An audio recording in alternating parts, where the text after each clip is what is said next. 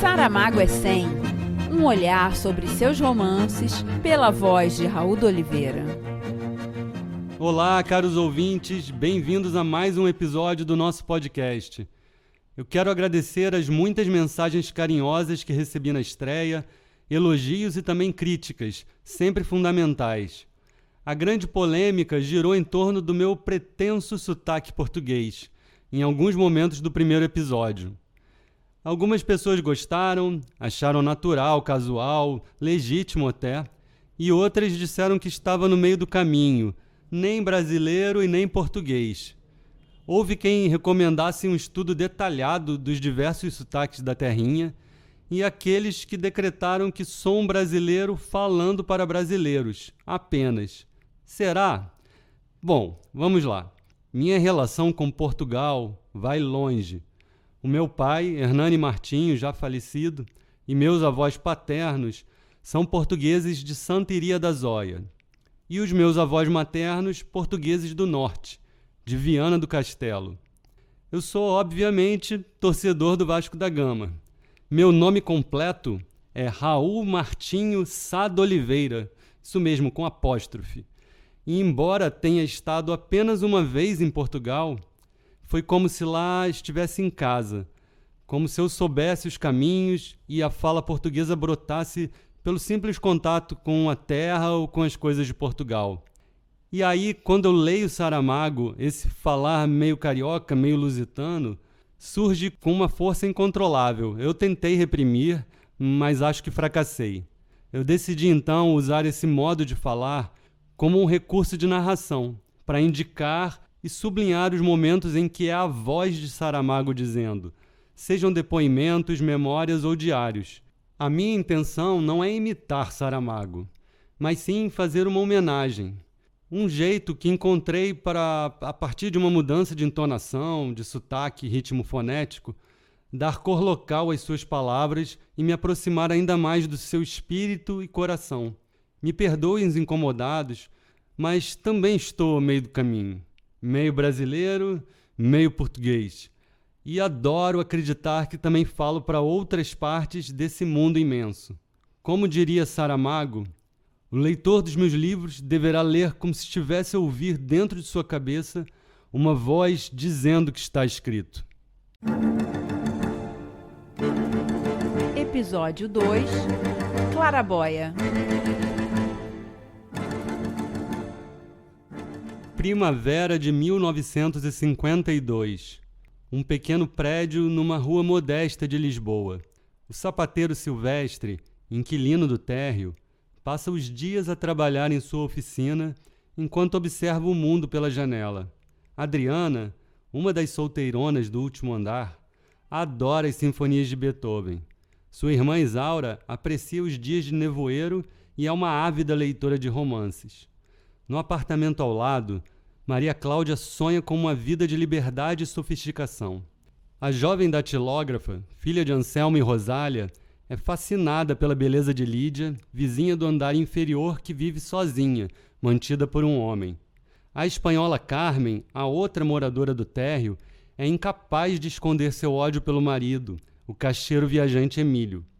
O andarilho Abel aluga um quarto na casa de Silvestre, enquanto procura um sentido para a existência e lê poemas de Fernando Pessoa. Os personagens deste romance de Saramago, escrito sob o pseudônimo de Honorato, nos anos 50, e só publicado em 2011, compõem um hábil panorama de narrativas interligadas pelas claraboias da vida cotidiana.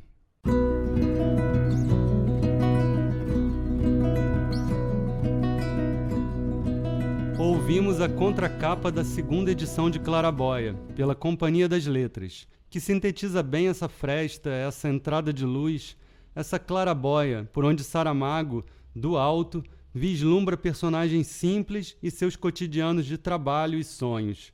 Mas vamos ouvir também, em poucas e precisas palavras, o que é o romance para o autor.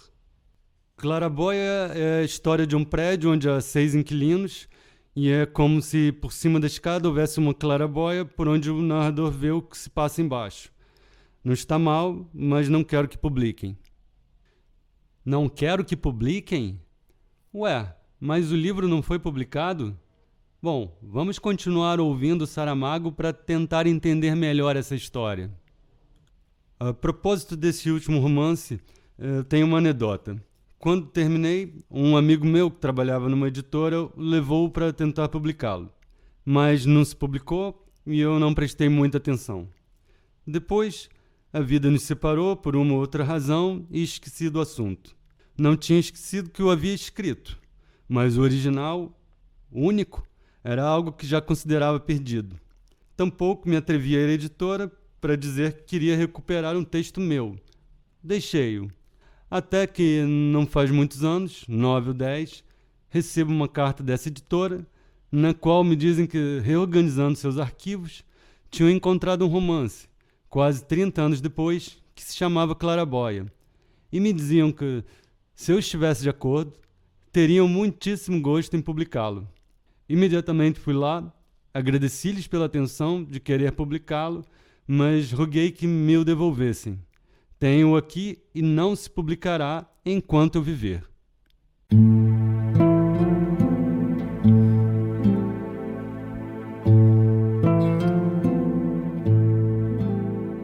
Saramago contou essa história a Juan Arias em 1998 e, de fato, Claraboia não foi publicado em vida. Entretanto, o escritor deixou para sua família a decisão de publicá-lo póstumamente. E foi o que aconteceu. Em 2011, um ano após seu falecimento e 58 anos após sua redação, Claraboia finalmente ganhou vida pública. Epígrafe e dedicatória.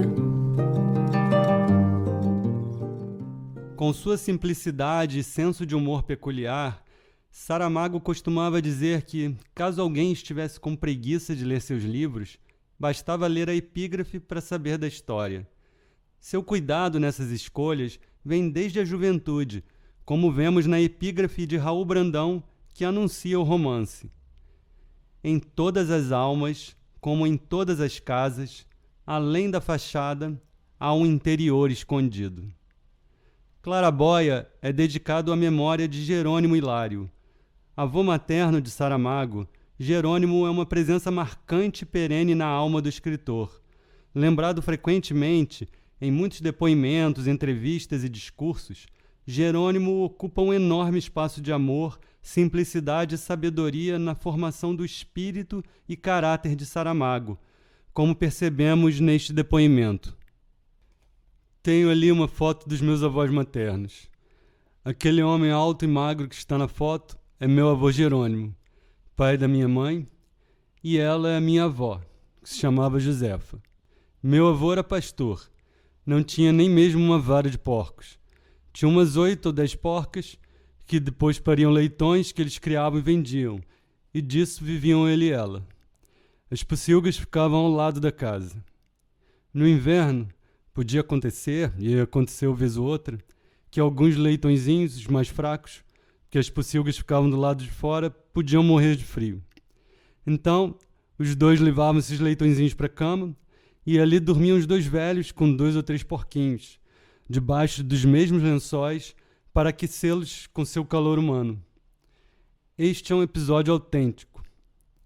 Outro episódio. Levaram este meu avô, quando estava muito doente, muito mal, para Lisboa, para um hospital onde depois veio a morrer.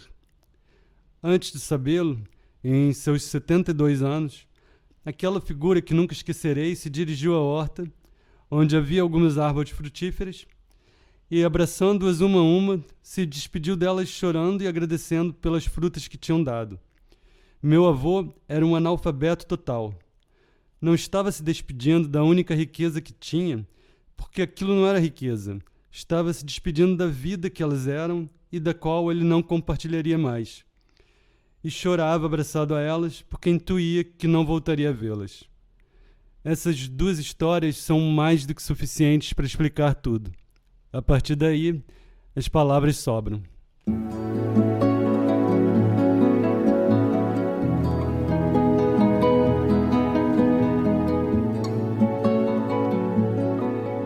Depois de toda essa emoção, e sem mais palavras, Vamos à leitura da primeira página de Claraboia. E assim começa o romance.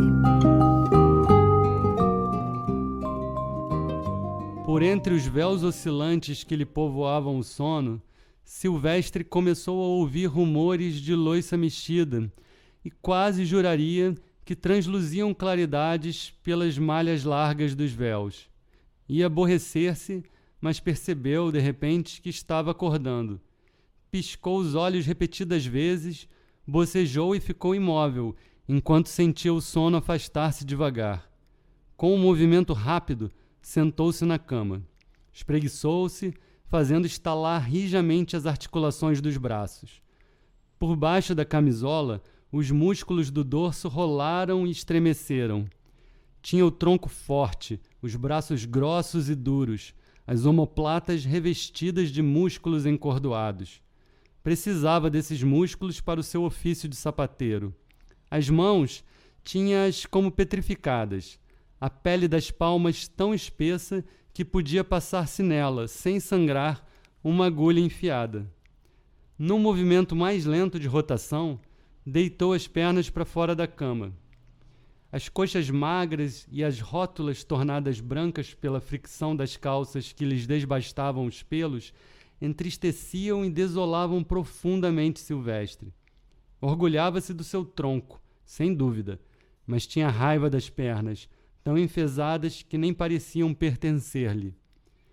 Contemplando com desalento os pés descalços assentes no tapete, Silvestre coçou a cabeça grisalha. Depois passou a mão pelo rosto, apalpou os ossos e a barba. De má vontade, levantou-se e deu alguns passos no quarto.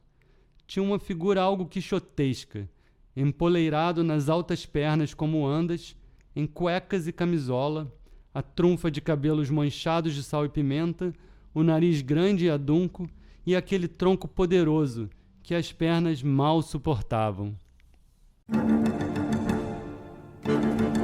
Episódio 2 Claraboia.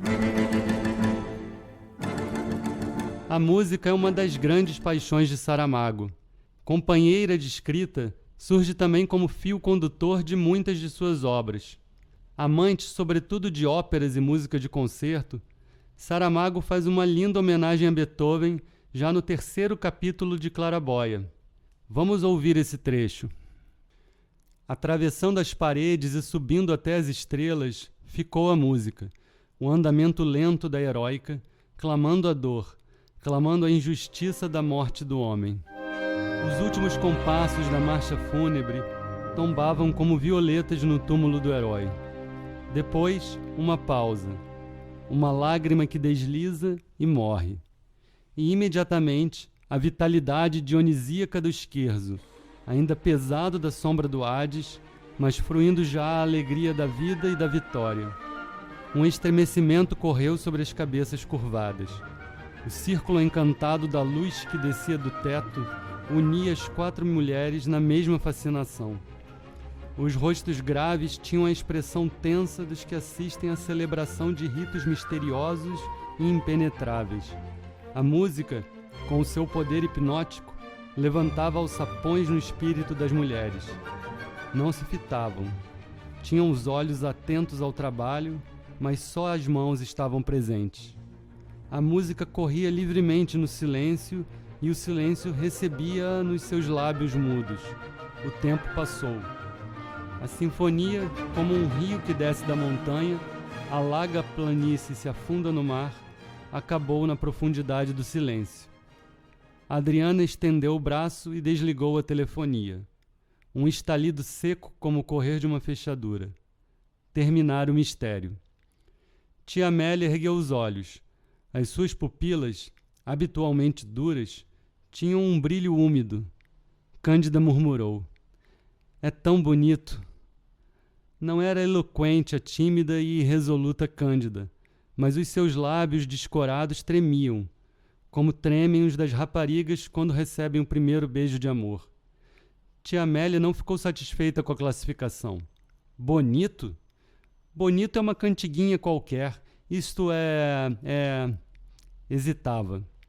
A palavra que queria pronunciar estava-lhe nos lábios, mas parecia-lhe que a profanaria dizendo-a. Há palavras que se retraem, que se recusam, porque significam demais para os nossos ouvidos cansados de palavras. Amélia perdera um pouco da sua firmeza de articulação. Foi Adriana quem, numa voz que tremia, numa voz de segredo que se trai, murmurou. É belo, tia. Sim, Adriana. É assim mesmo. Adriana baixou os olhos para a meia que estava passajando. Uma tarefa prosaica, como a de Isaura, que caseava uma camisa, como a da mãe, que estava pormenorizando as malhas de um crochê, como a de tia Amélia, que somava as despesas do dia. Tarefas de mulheres feias e apagadas, tarefas de uma vida miudinha, de uma vida de janelas sem horizonte. Mas a música passara, a música companheira dos seus serões, visita diária da casa, consoladora e estimuladora. E agora podiam falar de beleza. Por que será que a palavra belo custa tanto a dizer? Perguntou Isaura, sorrindo. Não sei, respondeu a irmã. O certo é que custa. E, vendo bem, devia ser como qualquer outra. É fácil de dizer, são só 4 letras.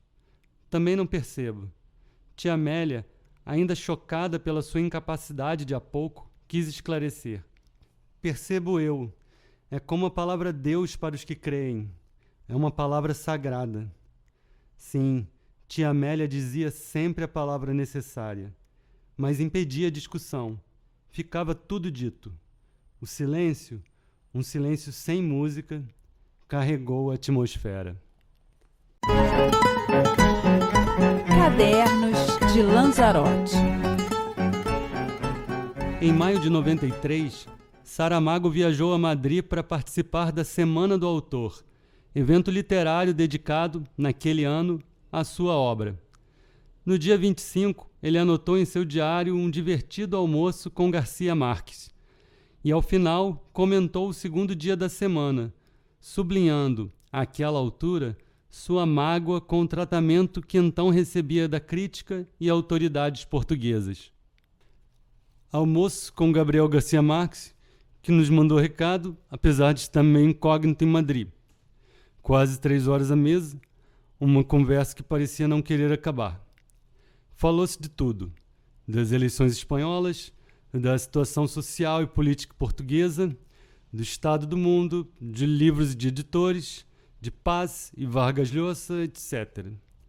Mercedes e Pilar estiveram de acordo em pertencer ao departamento dos rancores, deixando aos respectivos maridos o papel simpático e superior de quem está acima disso. Garcia Marques contou um episódio divertido relacionado com a passagem a filme do seu conto La Santa. Como sabe, no fim da história, o pai da menina morta diz-lhe que se levante e ande. E ela nem anda, nem se levanta.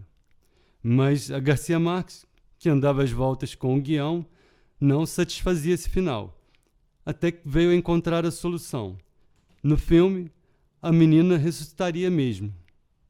Telefonou então ao realizador, salvo erro, Rui Guerra, para informá-lo do que tinha decidido, e encontrou-se com um silêncio reticente, logo substituído por uma oposição firme. Que não podia ser. Uma coisa era fazer voar uma mulher embrulhada em adejantes lençóis.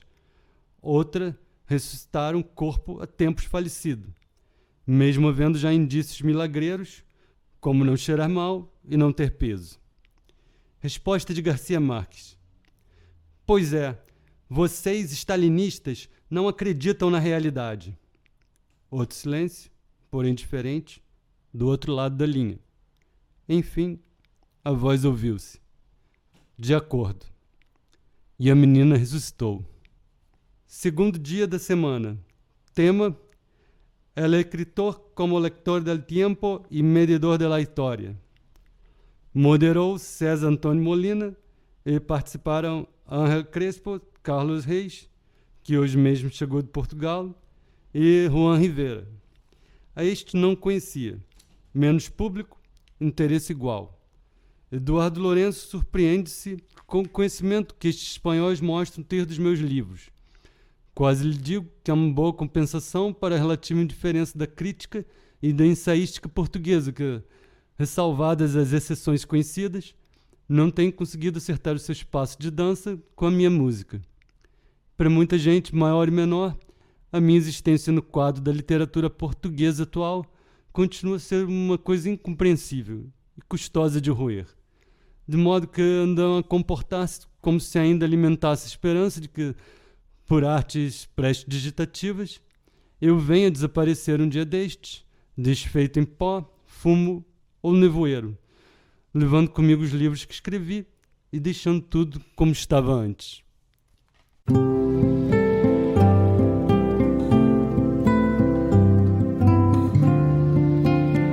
Mas não há nada como um dia após o outro, José. Nada como o tempo.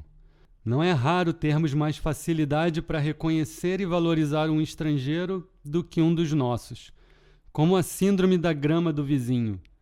É mais difícil ainda quando essa figura expressa opiniões fortes, se posiciona, provoca, questiona verdades absolutas e ocupa uma relevância internacional.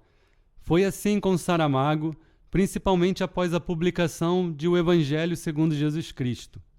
Mas, felizmente, o tempo passou e ele pôde desfrutar de todas as honras e aclamações portuguesas ainda em vida. Mas essas são histórias para outros episódios, outras clarabóias. No próximo episódio, vamos dar um grande salto no tempo. 24 anos após a redação de Clarabóia e 30 anos após Terra do Pecado, Saramago publica um novo romance, Manual de Pintura e Caligrafia. Espero vocês! O podcast Saramago é 100 tem pesquisa, roteiro, edição e apresentação de Raul de Oliveira. Direção de arte e locuções, Diana Machado. Design gráfico, Percy Ellis. E as músicas que vocês ouvem aqui são dos maravilhosos portugueses do Madre Deus. Se vocês quiserem deixar comentários ou sugestões, me acompanhem pelo Instagram, @raul.doliveira e YouTube Raul de Oliveira. Saramago é 100!